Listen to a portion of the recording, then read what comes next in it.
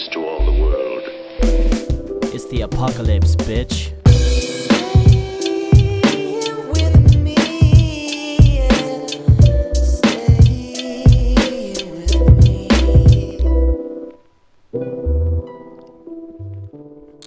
This is episode 1 of Stay In With Me. So I've decided to do this podcast because I know a lot of people are obviously staying inside. I'm still working, but when I'm not working, I was just kind of moping around the house doing nothing. So this is going to stop me from doing that. We've got a load of features that we had in the previous podcast, including What's My Ration, Legend of the Week, and then we're going to finish off the show by showing some memes that we've been coming across these past couple of weeks to, ease the apocalypse a little bit. We've got everything we need here. We've got some vodka, we've got some warm drinks, we've got some beans, and we've got some bog roll, which I want to start the podcast talking about, actually. And I want to talk specifically about bog roll anxiety. The problem with bog roll anxiety is the vicious loop that bog roll anxiety postulates. We're dealing with an epidemic right now on such an incomparable scale. The only thing that is replicating the rapid movement of this virus has been the rapid movement of my bowels, mate. And that's a problem, because I've been anxious. I think we've all felt the anxiety. But the problem with me is, when I get anxious, I get the hits, right? When I get the hits, I need an ample supply of wipeage. And someone out there has got an ample supply of wipeage that they obviously don't need because they're not shitting themselves. They haven't got any bog roll. And I hope, and I shouldn't say this, but I hope they get COVID-19. I don't want anyone die, right? I'll make that clear. But I hope you get COVID-19, mate. I've been drinking vodka straight for like the past three nights now, 3 or 4 nights. I've gone through 2 bottles already, and I'm starting to notice like things people are doing that they wouldn't usually do. One of them is washing your goddamn fucking hands. But with me, it's been drinking vodka straight. But I think I know why. I think I'm a bitch for marketing and like sort of subliminal messaging, because I've been watching Stranger Things, and I don't drink vodka straight. But after watching Stranger Things, and in that scene in the 3rd series where Hopper and Murray are necking vodka, I just kind of like, I look at it and I think, I want a bit of that. And it reminds me of Mad Men, because it's not the only programme that has programmed me. So Mad Men is a series based around an advertisement agency in the 60s, capitalist America. And the men are sort of on top of the game, and what they do is, when they go out and when they come home to the wives, they say, I want a drink. And the drink's usually something straight, and it's usually whiskey. And I didn't like whiskey, but since watching Mad Men, every time I've been to a bar since, I've ordered a double whiskey and felt like a badass every time I've done it. And it's because Mad Men have just programmed me to want whiskey. It kind of reminds me of porn. Porn works in similar ways. You don't have to come up with the idea, but when you see it, you're like, yeah, I'll have a bit of that. I'll have a bit of that, mate. It wasn't in my head before. I'd never desired it. It never even cropped up in my brain. But now I've seen it. Now I'm like Leonardo DiCaprio in Django. You had my curiosity, but now you have my attention. So yeah, I am still working. So, I'm still leaving the house. It's not like I'm in self-isolation like a lot of you probably are right now. It's weird because, like, as a shelf stacker, my job's probably the most secure at the minute because everyone wants supplies, and the supplies aren't stopping. Let's be fair. It's just because every motherfucker is panicking. You're seeing a surge in consumption that's not being backed up by production. And if you all just calmed down, we wouldn't be in this mess in the first place. But maybe the media's to blame for that. I don't want to get too political. But yeah, I'm a fucking shelf stacker. And if you want to know how it feels like to be a shelf stacker right now, this is how it feels, right? Or a cashier. Beep. Oh, I could do with some of that. Beep. Oh, it's all fucking gone. Beep. Oh, I could do with some of that. Beep. Oh, it's all fucking gone. Beep. Don't hang around in groups of larger than 10. Beep. Ah, there goes the 2000th fucking customer I've rubbed shoulders with today. It's scary, man. But what's cool about it is that we're holding the whole country together at the minute. And this goes for anyone in the services. We're not on the same level per se, but we're kind of on the same herometer as the real motherfuckers doing the proper frontline work out there, man. And I'm talking doctors, nurses, paramedics, care workers, drivers. But I'm not worried about contracting the virus myself. I'm more worried about passing it on to the people that I'm around. I think that's how a lot of people are thinking about this. So I'm 25. I'm not worried about getting the virus. I'm worried about passing it on. You know, I'm worried about your Caroline COPDs next door and your Johnny No Spleens down the road. And I live with a Johnny No Spleen, and he's got COPD. I'm talking about my dad. He's one of the people that I'm most worried about. But we're going to get through it. We're going to get through it with some laughs. We're going to get through it with some light work. And we're going to get through it with some silly goose times. And that's what I'm here for. And that's a perfect time to introduce my first feature, which is called What's Your Ration?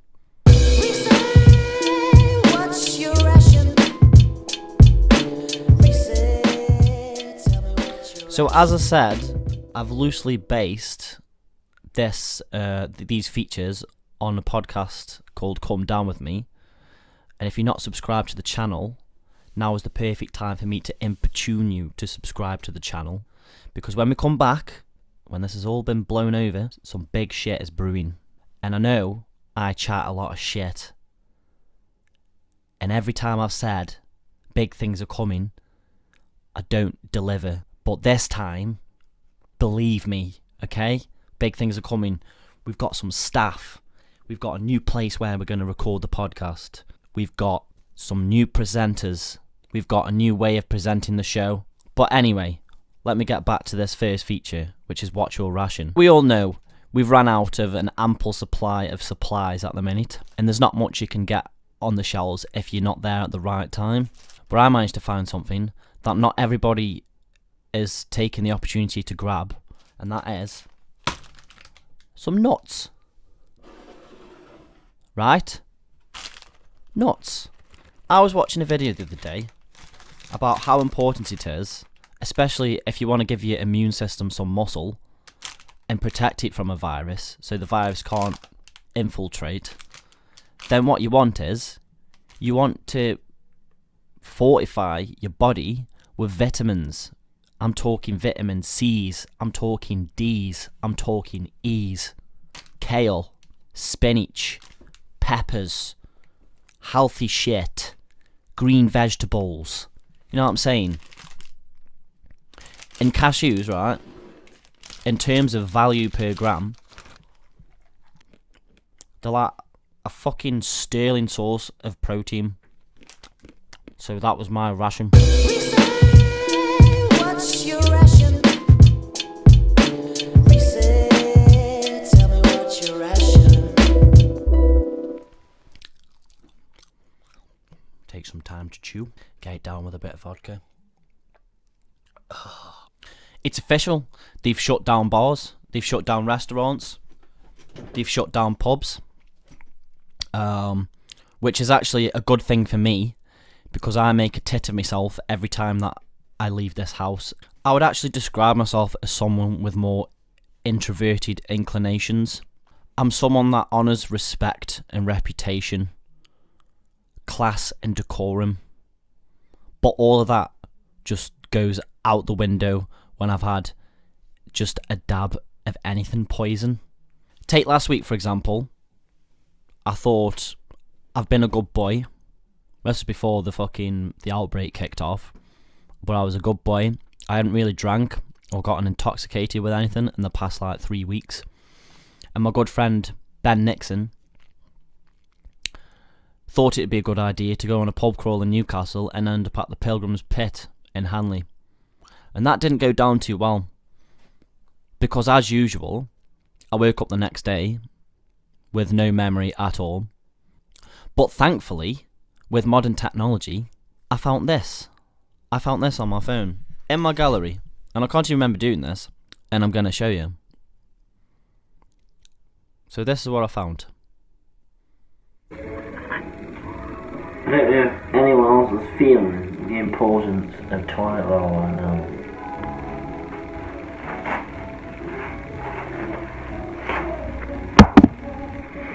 But you need to get it down you.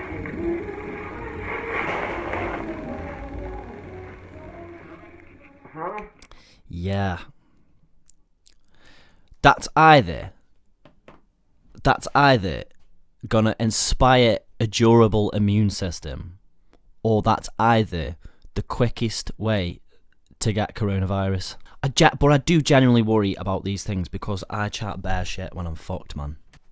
The problem is, I never remember what I say, and when I see people the next day, they act as if I know what I've said. But it wasn't. That was the sloshed Reese. You're talking to sober Reese now. We don't know each other. All I remember is how people look at me when I've said the things that I've said, but I don't know what I've said. And it's always usually women looking at me like, eh. But fuck it, man. I'm not an arsehole. I'm just a silly goose. Now let me play a theme tune to this next feature. It's called Legend of the Week.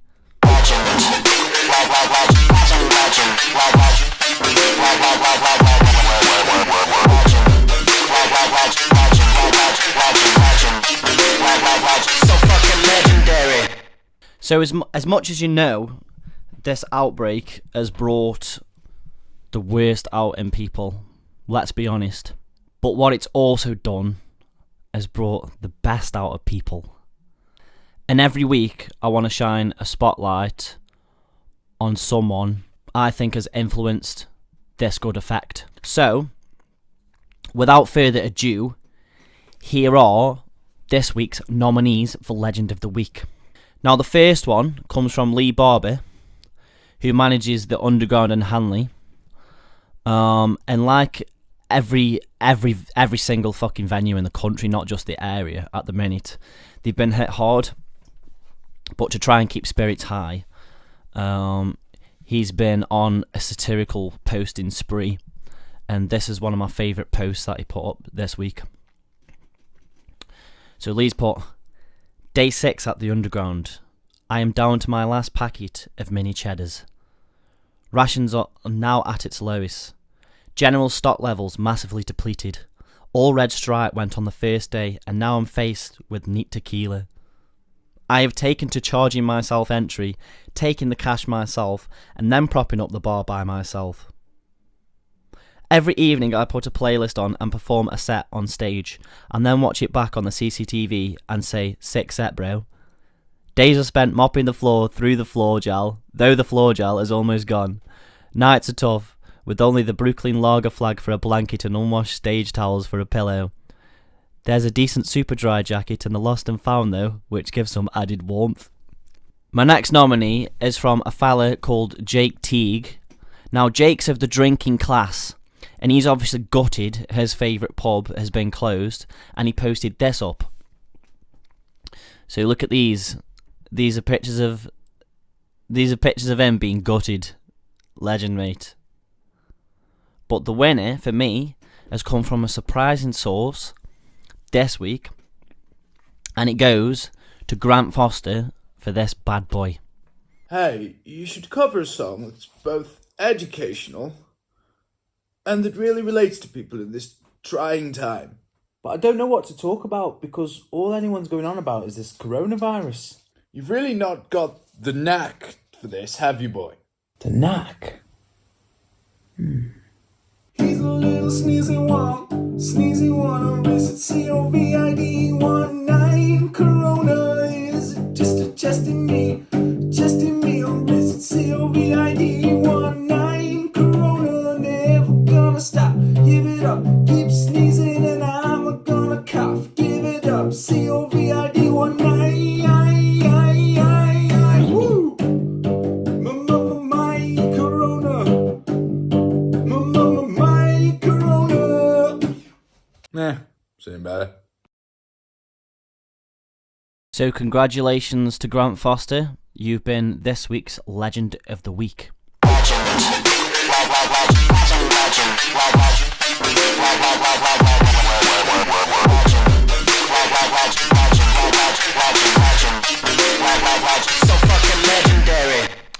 I think we'll finish the show off with some funny memes that I've been seeing this week.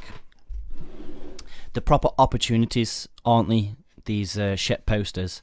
And I tell you what, I've seen some cracking ones. So this next feature is called Show Us Your Meme. And here we go. We're gonna basically show... I've got like 8 memes that I've pulled aside here. And we're gonna rate these memes. But we've got to rate them properly. So we don't just give them a 7 out of 10, for example. We give them a decimal point because we are that specific. Okay? We are that specific on this show. If you got no decimal, you got no meme, son. Right? So let's play Show Us Your Meme. So this first one. Oh my god. How I expect my apocalypse outfit to look. What it is. Yeah, I mean, people are expecting, you know, for the apocalypse to look like a war zone, but we are fighting an invisible war, so the best thing for us to do is stay at home in your pyjamas. Although I don't agree with it, because I think if you're staying at home in your pyjamas, then you're giving yourself the excuse to mope around. Like I've been still like sort of, you know, dressing myself properly. In fact, that's bullshit, because this jumper that I'm wearing isn't even mine. I didn't work at the music store. Why am I fucking... What a liar. I'm just bullshitting everyone, aren't I? But this is my good friend Mark's. And in fact, I tell you what, right? And this is a lesson to not leave any shit. Never leave your clothes at my house, because I will wear them. They'll either be pyjamas, or they will either be cloths for wiping coronavirus off my desk. And that's men or women. Just don't leave your clothes at mine, because they will get fucking used. Next meme. When you think you recovered from coronavirus, but you see your favourite Avenger coming in. Favourite agenda coming in.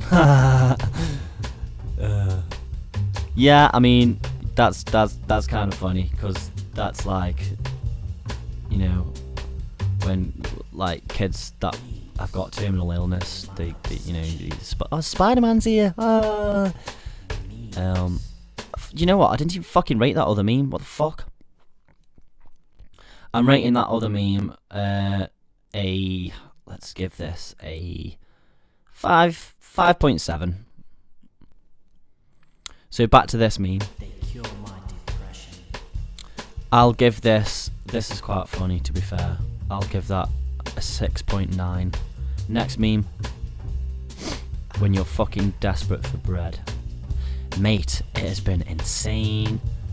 And for someone that actually works in a supermarket, you'd think that it'd be easier for me to get bread, but it hasn't been.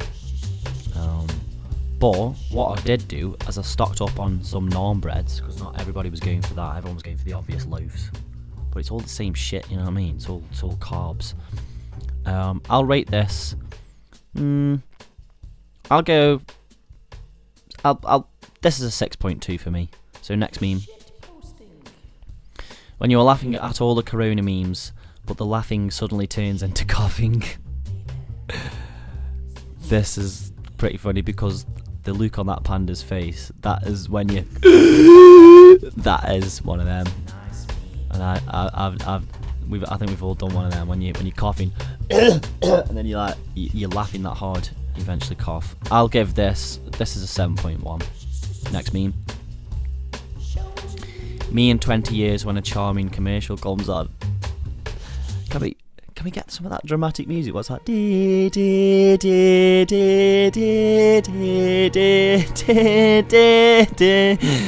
This is brilliant. This is definitely up there because I'm feeling this. Like I'm already feeling this in the future. Like in 20 years time, I can imagine charming an advert coming on, and it just like, you know, the PTSD just emerging.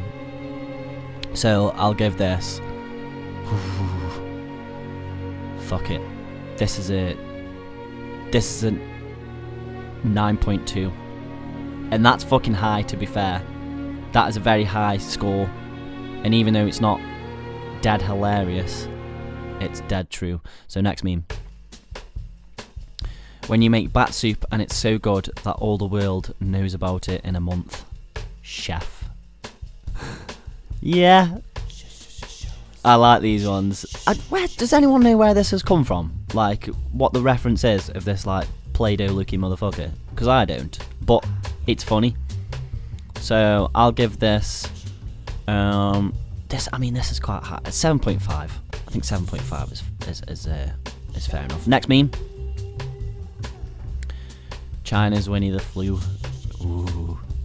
Now, this is. I think you have to know just a little bit about politics to get this meme, because this is the Chinese president. Is it Xi Jinping? And I know that he's actually banned Winnie the Pooh, the cartoon, right, from China because of people likening him to Winnie the Pooh. So this is just, you know, for the extra bit of for the extra rubbing salt on the wound. I'm gonna rate this 6.4, which is still a good score. So next meme. Me explaining the first 3 months of 2020 to my grandkids. It was fucking biblical, mate. Fucking was. Wasn't it just, man? It's gonna get more biblical. So I don't know. Keep your Bibles handy, I guess. I'm gonna give that 5.7. What is that? And that sound signals the beginning of the purge and the end of this show. So I hope you've enjoyed it. Tune in with me next time, and good luck out there, basically.